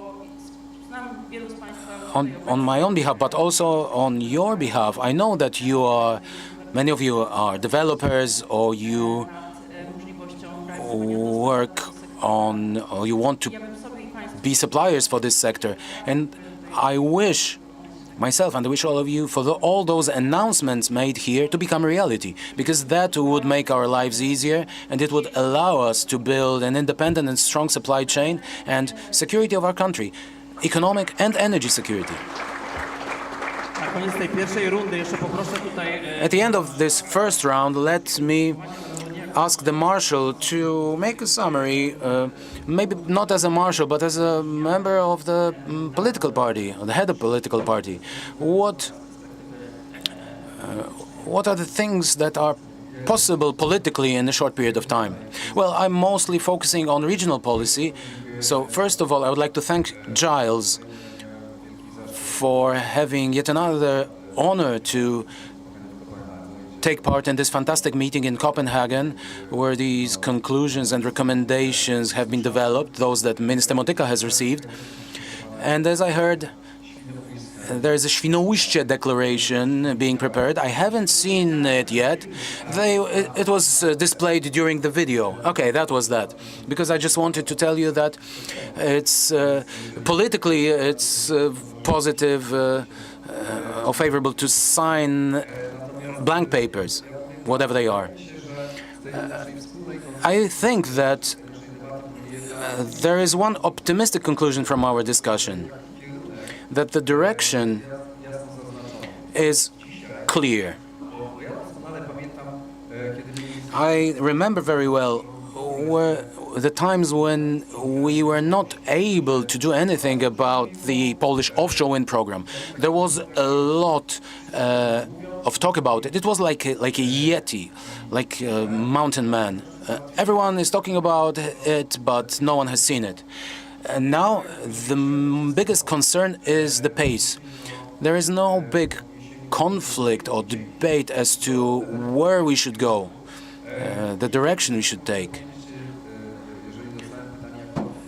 And if this question is to me as a regional politician, it is my role and my mission to put the pressure on my colleagues in the government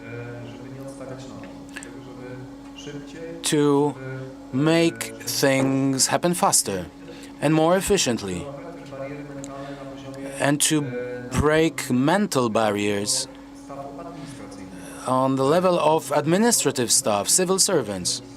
It's very often, it's not just about legislation itself, it's about decisions. And if I understood Jagna correctly, it was a representative of the public administration who said that they do not fully believe in phase 3 of offshore wind. And here we are talking about the mentality within the public administration. I am very happy that in the Marshal's office we have built a team that everyone knows. I do not have to ask anyone or put a pressure on anyone. They know that it is our mission and our duty to make things happen faster and easier. So I know that it is much easier in the local government, self-governmental administration, but I wish the government to have such a team and have such a mindset. So this is the conclusion that I can give you, and such a wish that I can give you. I hope that people in Warsaw hear us. Well, they are here with us in this room. Okay, I've heard them confirming that they hear this. So we need to make a full stop right now. Thank you very much for this discussion and for those important declarations. We wish you a lot of persistence and hard work.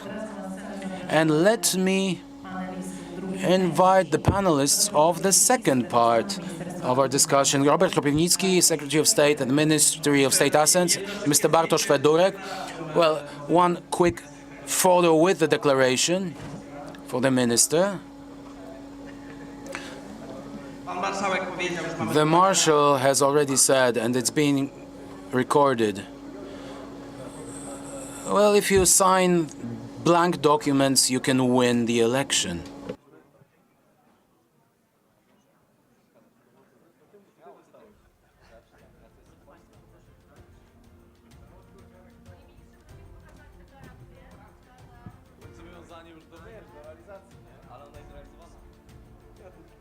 Super, zapraszamy na drugą rundę, proszę Państwa. Okay, let's have round two.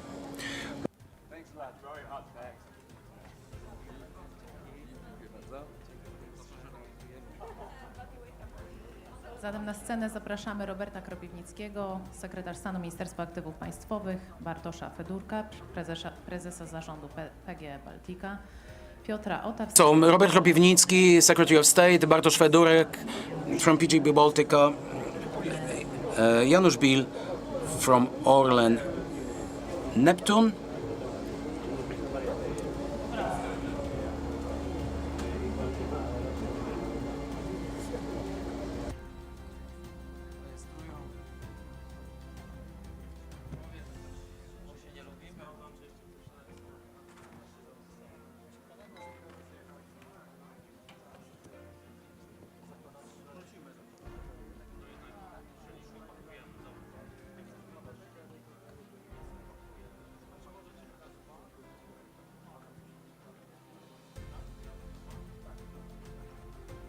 Dobrze.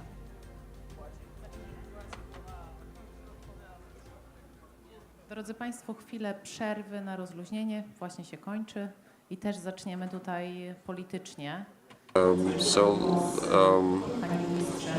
Minister, the question about competitiveness of Poland will be directed to you as well, Minister, because so far wind projects were usually taking place thanks to our national resources, but there is a huge competition from China. We discussed this, and China is very aggressive in its approach. Currently, it's one of the key challenges for the government and for the ministry you are representing. How are you planning to support the local supply chain? Now, to us, it's very important. Let's put it this way. Well, many things have already been contracted when we entered the fray. More or less fortunate that this has been underway and we cannot do away with these things, but we're doing our best for the contracts that can be amended or signed. For the companies we are cooperating with, we are just a shareholder. It's the boards and supervisory boards that are taking decisions to put pressure on regional suppliers, on the Polish supply chain. And this is very important to us. Well, I'm a bit surprised that we couldn't have done more.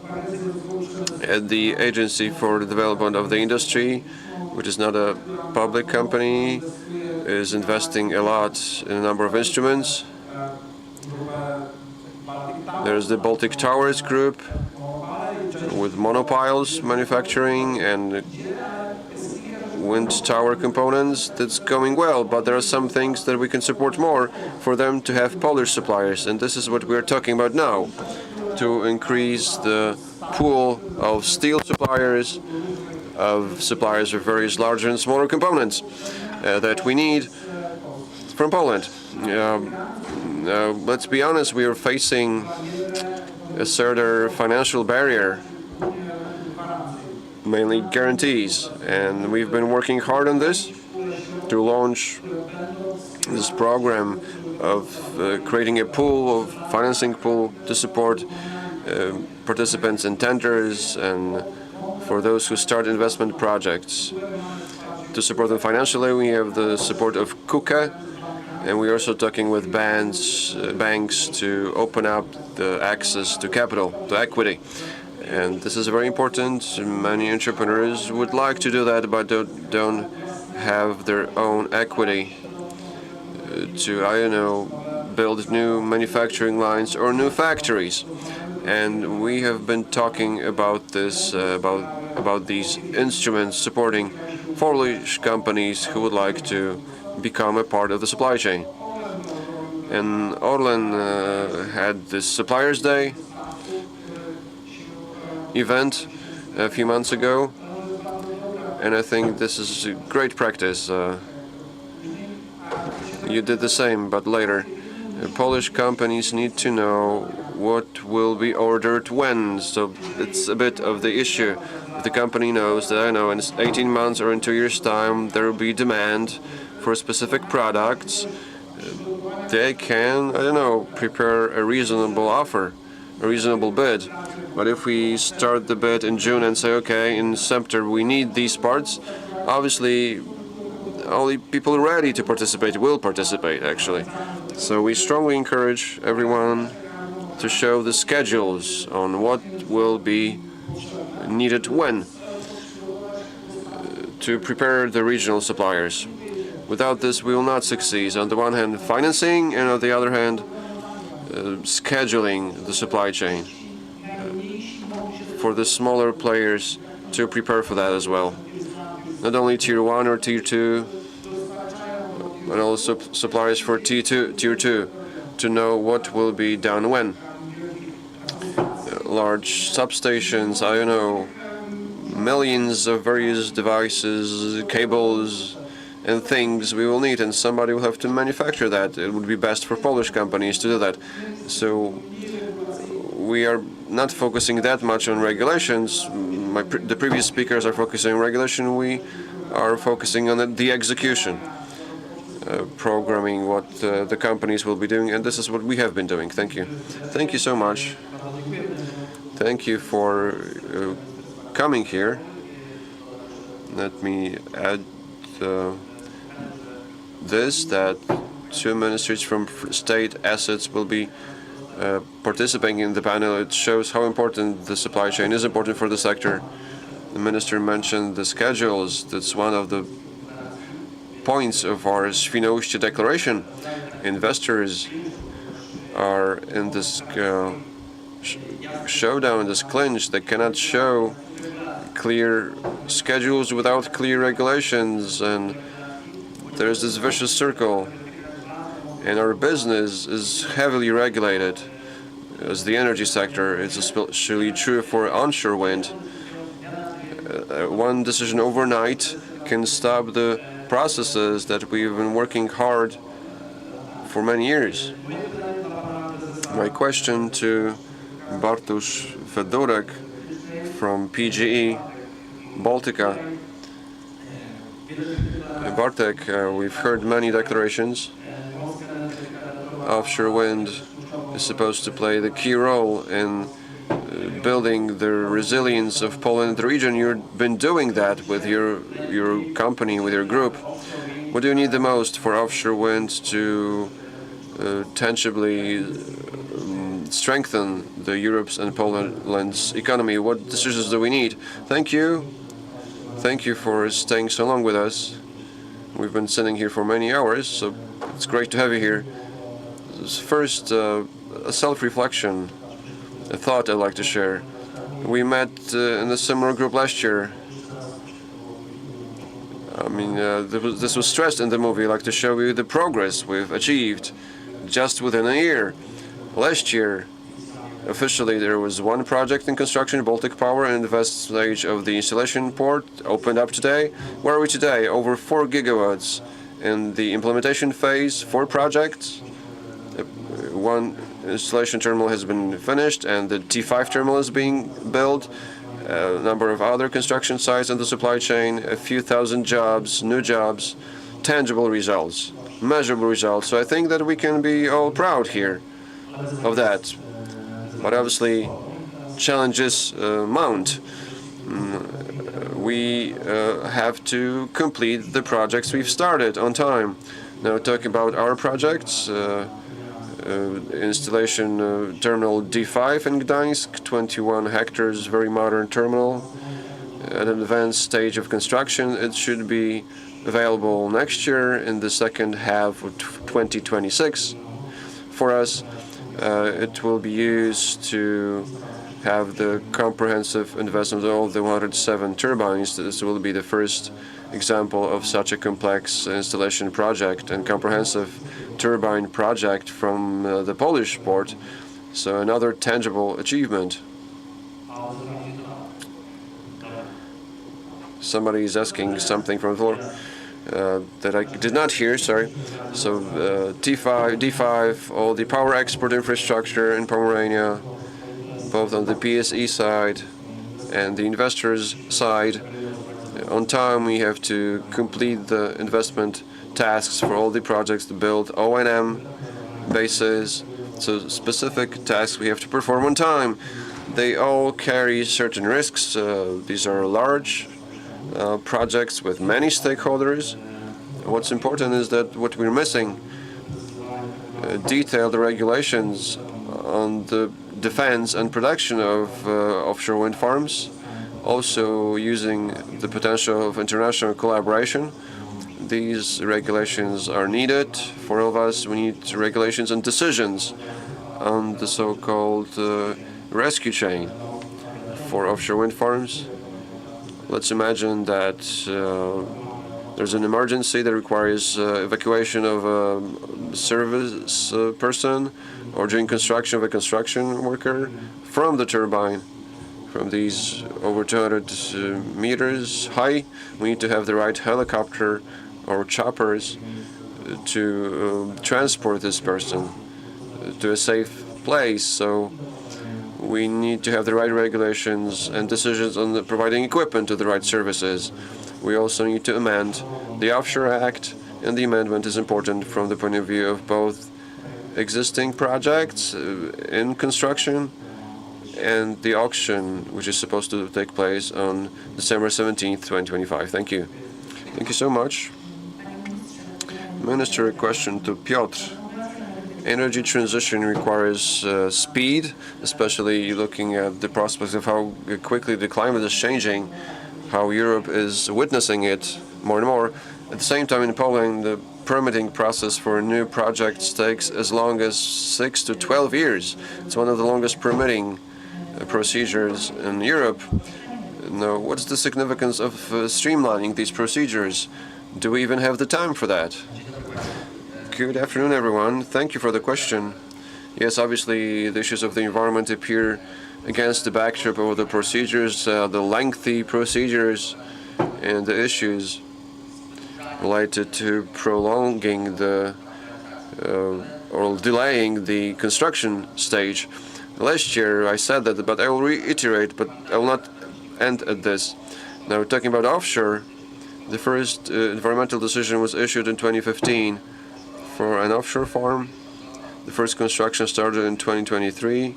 So it's this process is not the delaying factor always. Doesn't mean that we are not aware of the fact that procedures have to be improved and modified. The General Director of Environmental Protection has been actively co-creating this, including regulations on repowering and parallel planning of spatial plans, amendments, and the decisions on environmental conditions. We have been joining this process to accelerate these procedures where possible. We are doing additional work regardless of purely electricity-related issues. We have started, we already have the draft of regulations on computerization of decisions on environmental conditions. Starting in 2027, we would like this process to be computerized from the beginning to the end, from the electronic report through decision on environmental condition, which will not only shorten the deadlines, but simplify many things. Maps are not so important for offshore, but they do matter for onshore. Maps will not matter anymore. Also, talking about the operational phase, we're doing a lot. I promised last year to prepare guidelines for offshore wind farms. We have prepared them. I also mentioned guidelines related to onshore, and this has just been started. Every time we are doing our best for this process to take place in full dialogue with the industry. But let me warn you about something. We have this trend that we think that procedures matter the most. We think that we'll change the procedures and the reality will adjust to the procedures.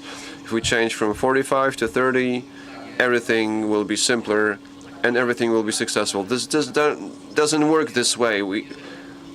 At the end, there are people behind it. And if you don't have enough people, even the simplified procedures will not be performed. I was pleased to hear what Mr. Motyka said about how the administration should be perceived as a partner, not as an opponent. And at least last year, I received this support from PWEA, which perceives the significance of the staff at the directorates. I can only ask you for more, because the truth is that investing in HR in regional development directorates is about investing in the development. We should understand that at the state level, or we will not achieve the rate of development. We won't. One important comment about procedures. Procedures have to be smart. In recent years, they have not really been smart. To give you an example of so-called general plans, by the end of June next year, they should be adopted for 4.5 thousand plants in Poland. Additionally, there is a whole list of decisions on the use of land, 100% more of procedures in a year. The same people, they have to agree on general plans, they have to issue these decisions. They're overburdened. The Ministry of Finance gave us 40 new jobs and promised 40 more next year to strengthen the regional directors of environmental protection. With this rate of change, I'm unable to accelerate really, because I'm unable to catch up with legacy projects resulting from poorly implemented regulations. So let me stress this again. Regional directorates are key from the point of view of local plans and investment procedures. If we do not treat it as an investment and if we don't support them in their HR development as in numbers and skills, our development will be hampered. So these are not opponents. I mean, all the important investments will not take place without the support of regional directorates. The same is true for local plans, local zoning plans. Obviously, we are in dialogue with the Ministry of Finance. I would like to continue this. It's a part of the government's work schedule, but without the support of additional staff, even switching to full computerization, I will not be able to achieve the rate expected by me and you. Now, to this call, Świnoujście appeal, we could add a request to the Ministry of Finance for additional budget for the staff for training. Do I understand it correctly? Definitely so. I'm not able to catch up with the backlog. Additionally, when we have new obligations related to amendment to the Spatial Planning Act. I mean, currently,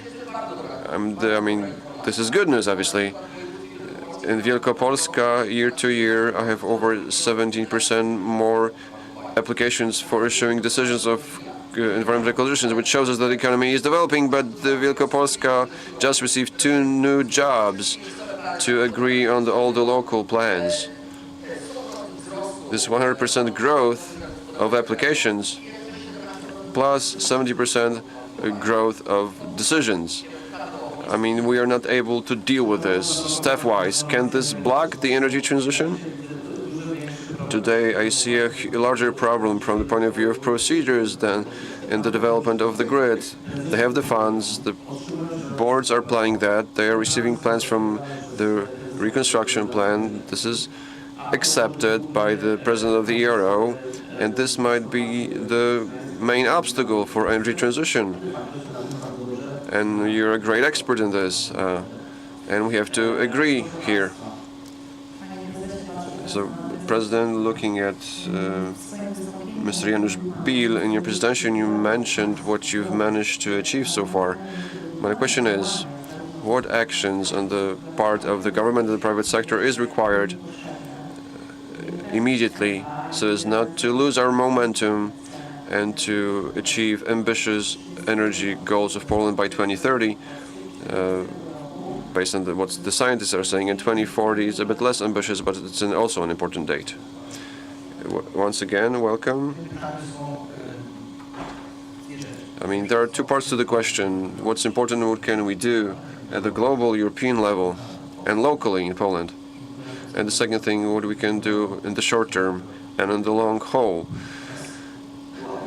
I mean, this has already been discussed in the previous panel. Giles mentioned that and others referred to that. That globally, we should not lose momentum. We should keep the pace. We should keep building more renewables, including offshore winds. 2024 for offshore wind has not been really great for offshore wind because we installed less installed capacity than in 2023. We should not lose momentum. That's the first global issue. We should keep the pace. Second, regulations. We should implement good regulations. You mentioned that this sector requires stable environment, regulatory environment and stable regulations. The supply chain.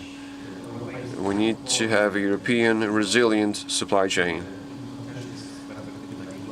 From the global point of view and the local point of view, that's very important.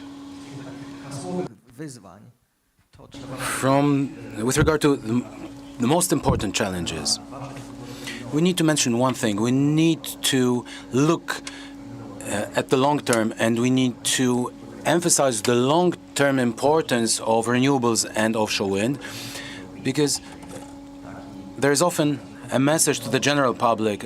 There's often a short-term message going to the general public with political background or full of misinformation.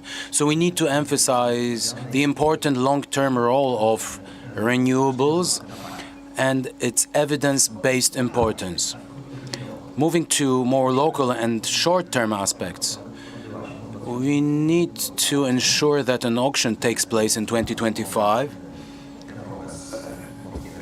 for new capacities in offshore wind. We have the date of that auction. What we need for that auction are 3 more bids for it to take place. Orlen Neptune is preparing its Baltic East project, and we want to attend this auction. With that project, we are lacking one thing, the environmental decision, and thanks to the great cooperation, thank you very much for that, with the General Directorate of Environmental Protection, we'll be able to receive that environmental decision and take part in the auction. And it will give continuity to investments in offshore wind. It will ensure the transfer of design teams between phase 1 and 2, and it will not lead to accumulation of capacities in the coming years, and this will relieve the pressure on the supply chain. So one thing that has been already mentioned, we need to continuously work on simplifying and streamlining permitting processes and procedures through digitalization, through uniform guidelines, so that the projects can be developed in a faster and more efficient way. And we need standardized, not only nationally, but also on the European level, we need to do it in a more standardized way. Thank you very much. I would like to ask a similar question to PGE, to Bartosz Fedurek. So along the same lines, the question is, how can we build the confidence on the part of the investors Do you agree with what was said by the representative of Orlen Neptune, or do you have anything to add? Yes, I do agree. We will not repeat things that have been said a couple of times today already. With regard to the regulatory environment, I would like to add two thoughts. We have a great system based on contract for difference, and it is the best mechanism to support the industry globally, and best markets like Germany and Denmark are working on similar solutions. So we have a great starting point. And we need to ensure successful auctions to keep the long-term continuity of offshore wind. We have another parameter, the price, maximum price, has been set several months ago.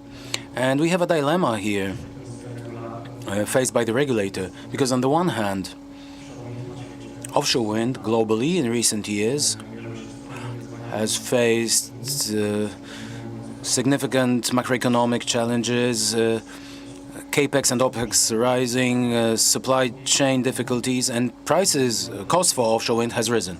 But on the other hand, the regulator has to take care that, or ensure that the maximum price or the strike price in auctions is acceptable economically and socially, and to keep it reasonable. So when comparing costs of offshore wind with many other technologies, because the regulator has to make such choices, it's worth remembering about added value of offshore wind, which caused us to invest in this technology, made us invest in that technology in the first place. So the value of energy in offshore wind also results from the fact that it is a weather-dependent, renewable energy technology that has the most stable and the most evenly distributed generation profile. For offshore wind, we need lowest level of backup in the system, be it in the form of gas-fired units or energy storage.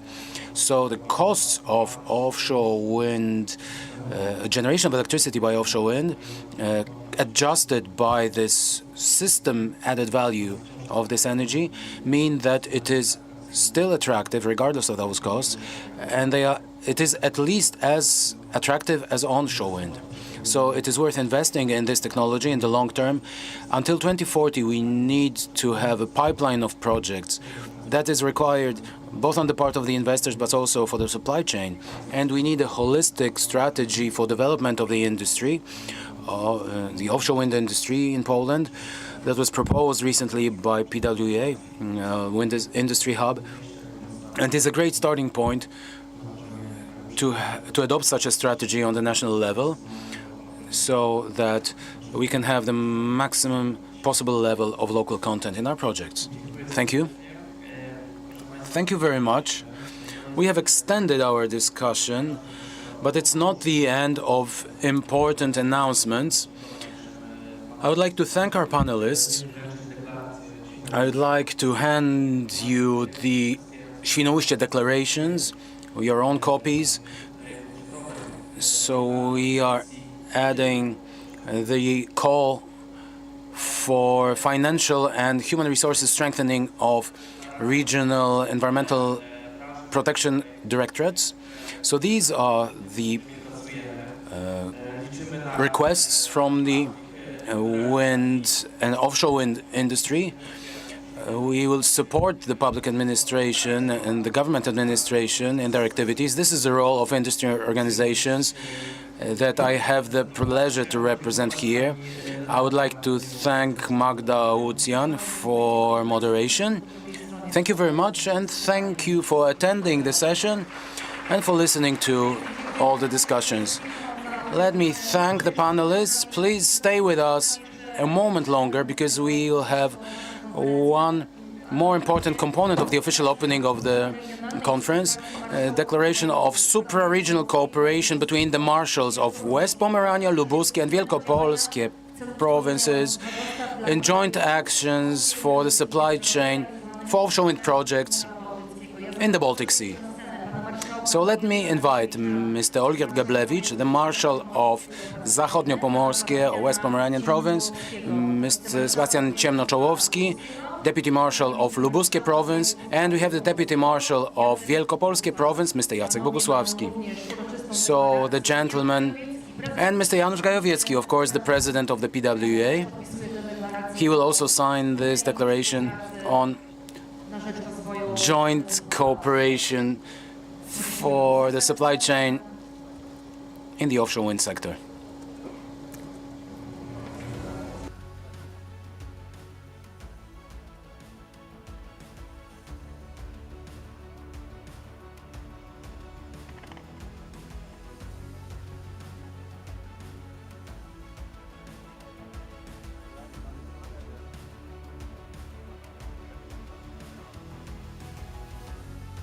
Chcemy więcej zielonych województw i liczymy, że ta deklaracja nas do tego doprowadzi. That this declaration will make us achieve our targets. According to the announcements that in phase 2 of offshore wind we will have 50% of local content, we hope that many companies from West Pomerania, from Lubuskie, and from Wielkopolskie provinces, but also we count on other provinces of Poland. Companies will take part in this supply chain, and I hope that we will organize supplier days here in West Pomerania with companies from these three provinces. We'll organize this event later this year. I would like to thank the representatives of the regions, and I would like to thank the members of parliament who have supported us in this initiative, and I'd like to thank PWEA and its president for finding a great opportunity and a great setting for this declaration to be signed today. Thank you very much.